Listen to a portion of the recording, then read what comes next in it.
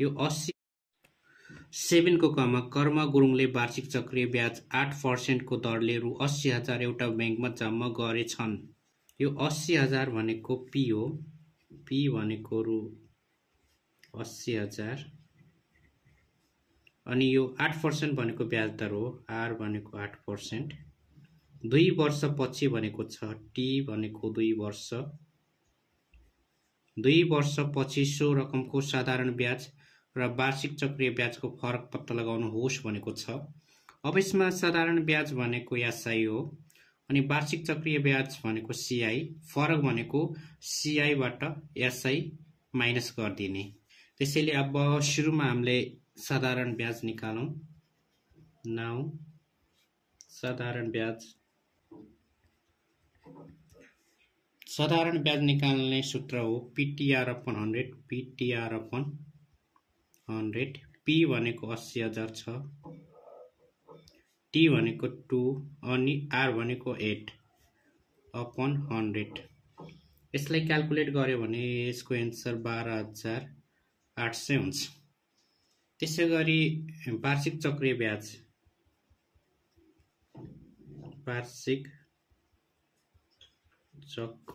ब्याज निकाल्ने फर्मुला हो CI = P1 + R अपन 100 को पावर T - 1 हुन्छ। अब यसमा P भनेको 80,000 छ। 1 + R भनेको 8 अनि समय 2 - 1 छ। 80,000 1 + 8/100 गर्यो भने 0.08 हुन्छ। -1। अब यो भनेको 80,000 यो प्लस गर्यो भने 1.08 को होल स्क्वायर -1 80,000। अब यसको स्क्वायर गर्यो भने 1.1664 आउँछ। -1 80,000 माइनस गर्यो भने यो 0.1664 हुन्छ। अब यो दुईटा इन्टु गर्यो भने यसको एन्सर 13,312 हुन्छ। अब दुईटा बीचको फरक भनेको छ। दुईटा बीचको फरक भनेको therefore फरक भनेको CI - SI हो। CI भनेको यो 13,312 माइनस साधारण ब्याज भनेको 12,800 निकाल्यौं। यो दुईटा माइनस गर्दा यसको एन्सर 512 हुन्छ। तसर्थ साधारण ब्याज र चक्रीय ब्याजको फरक भनेको 512 हुन्छ। क्वेशन नम्बर 7 को खमा रु 7500 को वार्षिक 12% ब्याज दरले 3 वर्षमा हुने साधारण ब्याज र वार्षिक चक्रीय ब्याजको फरक पत्ता लगाउनुहोस् भनेको छ। अब यसमा रु 7500 भनेको पी हो। मूलधन भनेको रु 7500 अनि वार्षिक 12% ब्याज दरले यो ब्याज दर हो। आर भनेको यो 12% अनि 3 वर्षमा भनेको छ। समय भनेको 3 वर्ष दिएको छ।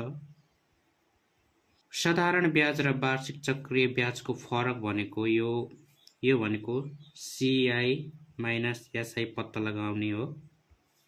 अब साधारण ब्याज सिम्पल इन्ट्रेस्ट को फर्मुला हुन्छ PTR अपन 100। P भनेको 7500, T भनेको 3 अनि R भनेको 12 अपन 100। अब यसलाई क्याल्कुलेट गर्यो भने 2700 हुन्छ। त्यसैगरी अब CI निकाल्ने फर्मुला चक्रीय ब्याज P1 + R upon 100 power T - 1 हो। अब यसमा P भनेको 7500 दिएको छ। 1 प्लस अनि ब्याज दर भनेको 12 अपन 100 अनि समय 3 वर्ष दिएको छ। -1। अब यो 7500 1 प्लस 12 लाई 100 ले डिवाइड गर्यो भने 0.12 हुन्छ को क्यूब -1। यो भनेको 7500 यो दुईटा प्लस गऱ्यो भने 1.12 हुन्छ क्यूब माइनस 1 यो भनेको 7500 यो 1.12 को होल क्यूब गऱ्यो भने यो भनेको 1.404928 आउँछ माइनस 1 अब यो माइनस गऱ्यो भने 7500 अनि 0.404928 अब यो दुईटा गुणन गर्यो भने यसको आन्सर 3036.96 हुन्छ। अब दुईटा बीचको फरक therefore चक्रीय ब्याज र साधारण ब्याजको फरक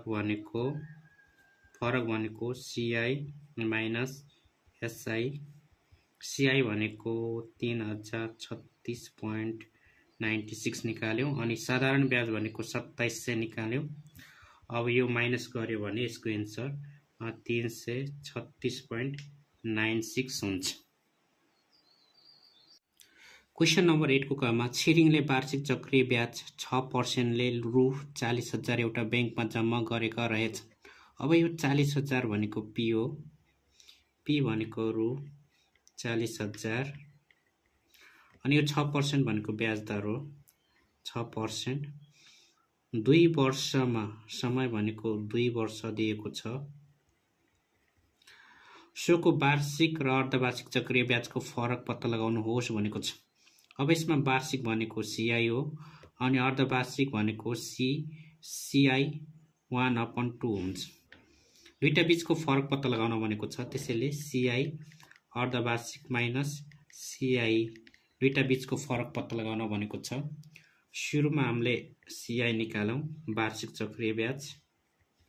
वार्षिक चक्रीय ब्याज निकाल्ने formula P1 plus R/100 power T minus 1 हुन्छ। अब P भनेको 40,000 छ, 1 plus R भनेको 6, T भनेको 2 छ।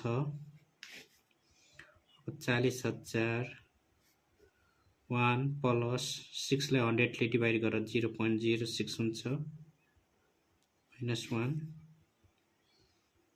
40,000। अब यो दुईटा प्लस गर्यो भने 1.06 स्क्वायर माइनस 1 40,000।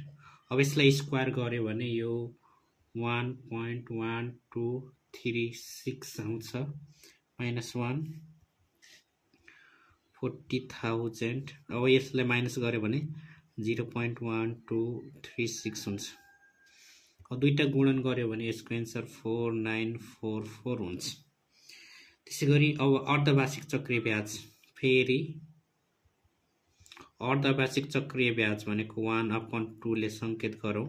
यो भनेको अर्धवार्षिक चक्रीय ब्याज र अर्धवार्षिक चक्रीय ब्याज निकाल्ने formula 1 plus R/200 power 2T minus 1 हुन्छ। P भनेको 40,000 नै छ, 1 plus R भनेको 6/200 पावर 2 into समय 2 वर्ष दिएको छ minus 1 40,000 1 plus अब 6 लाई 200 ले डिवाइड गर्दा 0.03 हुन्छ 2 2 जा 4 minus 1 40,000 यो प्लस गर्यो भने 1.03 को पावर 4 minus 1 भनेको 40,000। अब यसको पावर 4 गर्यो भने यो भनेको 1.125508881 आउँछ माइनस 1 40,000 माइनस गर्यो भने 0.125508881 हुन्छ। अब यो दुईटा गुणन गर्यो भने यसको आन्सर 5020.35 हुन्छ।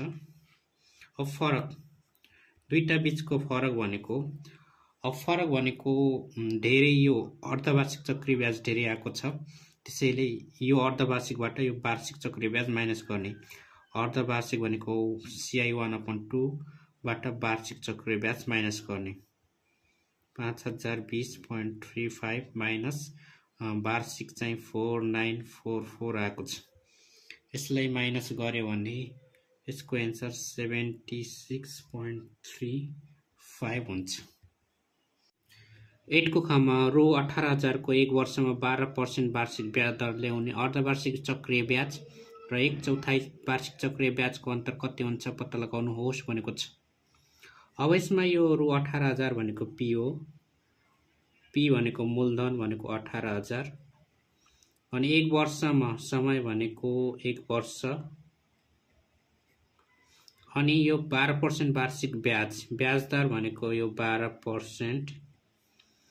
अब यसमा अर्धवार्षिक चक्रीय ब्याज, अर्धवार्षिक भनेको CI 1/2 र 1/4 चक्रीय ब्याज भनेको यो 1/4 भन्यो भने यो त्रैमासिक हुन्छ। त्रैमासिक चक्रीय ब्याजको अन्तर भनेको छ। यसमा त्रैमासिक भनेको 1/4 1/4 माइनस अर्धवार्षिक भनेको CI 1/2, यो दुईटा बीचको फरक पत्ता लगाउन भनेको छ। अब सुरुमा हामीले यो अर्धवार्षिक चक्रीय ब्याज पत्ता लगाऊं। अर्धवार्षिक चक्रीय ब्याज निकाल्ने formula P1 + R/200 power 2t - 1 हुन्छ। अब यसमा P भनेको 18,000, 1 + R भनेको 12/200, 2 × समय 1 वर्ष दिएको छ -1, 18,000 1 + 12 लाई 200 ले डिवाइड गर्यो भने यो 0.06 हुन्छ पावर 2 - 1, 18,000 1.06, यो दुईटा प्लस गर्यो भने 1.06 स्क्वायर -1 हुन्छ। अब 18,000 1.06 को होल स्क्वायर गर्दा 1.1236 हुन्छ -1, 18,000 माइनस गर्यो भने यो 0.1236 हुन्छ। अब दुईटा गुणन गर्यो भने 2224.80 हुन्छ। यो भयो अर्धवार्षिक चक्रीय ब्याज। फेरि त्रैमासिक चक्रीय ब्याज CI 1/4, 1/4 भनेको त्रैमासिक चक्रीय ब्याज। त्रैमासिक चक्रीय ब्याज निकाल्ने formula P1 + R/400 power 4t - 1 हो। अब P भनेको 18,000, 1 + R भनेको 12/400, 4 × समय भनेको 1 वर्ष दिएको छ -1, यो भनेको 18,000 1 प्लस अब 12/400 गर्यो भने 0.03 हुन्छ पावर 4 - 1, यो भनेको 18,000, यो दुईटा प्लस गर्यो भने 1.03 को पावर 4 - 1, यो 18,000, यो पावर 4 गर्यो भने 1.12550,881 -1, 18,000 अब माइनस गर्यो भने 0.12550,881, यो दुईटा गुणन गर्यो भने 2259.16 हुन्छ। अब दुईटा बीचको फरक भनेको छ। फरक यसमा अर्धवार्षिक र त्रैमासिक मध्ये बढी भनेको त्रैमासिक छ, त्यही भएर फरक भनेको CI, यो भनेको त्रैमासिकबाट अर्धवार्षिक माइनस गर्ने। अब त्रैमासिक भनेको 2259.16 आएको छ माइनस यो अर्धवार्षिक भनेको 2224.80 आएको छ। अब यसबाट यो माइनस गर्यो भने यसको एन्सर 34.36 हुन्छ। अब 8 को ग, तपाईँ 2 वर्षको लागि रु 60,000 ब्याङ्कमा जम्मा गर्न जानुभएको थियो। अब यसमा T भनेको 2 वर्ष अनि यो 60,000 भनेको P हो। P भनेको रु 60,000 अनि समय भनेको 2 वर्ष। अब यसमा एउटा मुद्दती खाता P दिएको छ, एउटा मुद्दती खाता Q दिएको छ। यो मुद्दती खाता P मा यो अर्धवार्षिक चक्रीय ब्याज दिने गर्दछ। त्यसैगरी मुद्दती खाता Q को लागि यो वार्षिक रूपले चक्रीय ब्याज दिने गरेको छ। अब यसमा मुद्दती खाता P मा 2 वर्षमा कति ब्याज प्राप्त हुन्छ भनेको छ। अब अ को लागि मुद्दती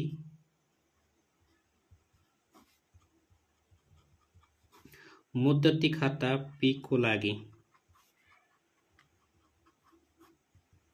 अब यसमा अर्धवार्षिक चक्रिय ब्याज भनेको छ, त्यसैले हामीले यसमा अर्धवार्षिक चक्रिय ब्याज निकाल्छौं। अर्धवार्षिक चक्रिय ब्याज निकाल्ने formula P1 plus R upon 200 power 2t minus 1 हुन्छ। अब यसमा P भनेको 60,000 दिएको छ 1 प्लस, अनि यसमा ब्याज दर, यो मुद्दती खाता P को लागि ब्याज दर 10% दिएको छ, त्यही भएर R भनेको 10 अपन 200 पावर 2, अनि समय भनेको 2 वर्ष दिएको छ, त्यही भएर 2 1 चाहिँ 60,000 1 प्लस, अब 10 लाई 200 ले डिवाइड गर्यो भने 0.05, 2 2 जा 4 माइनस 1, यो भनेको 60,000 प्लस गर्यो भने 1.05 को पावर 4 माइनस 1 हुन्छ। यो 60,000 1.05 पावर 4 गर्यो भने यो 1.21550625 हुन्छ माइनस 1। अब 60,000 यो माइनस गर्यो भने 0.21550625 हुन्छ। यो दुईटा इन्टु गर्यो भने चाहिँ 12,930.37 पैसा हुन्छ। अब यसमा मुद्दती खाता क्यूबाट 2 वर्षमा कति ब्याज प्राप्त हुन्छ। अब मुद्दती खाता क्यूमा यो वार्षिक चक्रिय ब्याज पाउने गरिन्छ, त्यही भएर यो वार्षिक, यसमा वार्षिक चक्रिय ब्याज निकालौं। CI निकाल्ने formula P1 plus R upon 100 power T minus 1 हुन्छ फर्मुला। P भनेको 60,000 छ, अनि 1 प्लस, यसमा ब्याज दर भनेको 12% दिएको छ, त्यही भएर R भनेको 12 अपन 100, अनि समय भनेको 2 वर्ष दिएको छ, यो भनेको 60,000। अब 12 डिवाइड बाई 100 गर्यो भने 0.12, अब यो 60,000 यो 1.12 स्क्वायर माइनस 1, 60,000, अब 1.12 को होल स्क्वायर गर्यो भने 1.2544 हुन्छ माइनस 1।